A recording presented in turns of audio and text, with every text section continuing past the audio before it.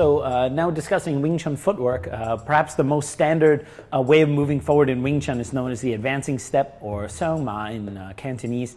And there, again, depending on which Wing Chun lineage you come from or exactly how your particular branch of Wing Chun does it, there are a lot of different variations. In the WT system, generally, we keep the weight on the back leg for a couple reasons. We keep our weight on the back leg so that at any moment, if we need to, we can kick. Also, if our opponent tries to sweep our leg, there's no weight there, so it's basically an empty leg. It also allows us the chance to quickly change our position and enter in from another angle if our opponent gives us too much force. So there are a number of reasons why we do it this way, and other Wing Chun styles sometimes use a slightly different weight distribution, like 70-30, 60-40, and there's always reasonings behind why different styles do it.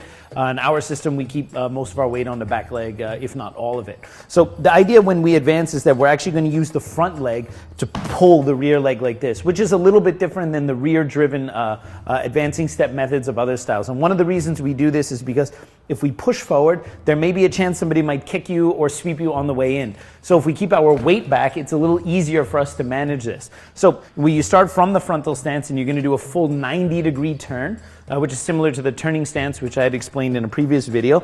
And now you're basically going to use the front leg like almost like a hook or like a grappling hook to pull yourself forward. It's going to step, pull, and then bring the rear leg with it. Now, the reason this comes as one unit is because we have what we call a linkage effect between the knees. You train it in the frontal stance, and it stays when you're doing the advancing stance. If you imagine that there's a spring or a coil between the knees, as he steps forward, it's going to expand the coil and increase the tension, and then the coil is going to want to snap shut again. So the idea is as he steps, it snaps shut like this. All right, he steps again this way. Now we turn the other way. You're going to do the same thing. You're going to advance and pull, advance and pull. So the idea is that we move in one action as opposed to taking two steps to take the step forward. So one more time, advance and step like this. This is the basic advancing stance or advancing step we have in Wing Chun. All right, there are modifications and also different variations of it, but this is the basic one for beginners.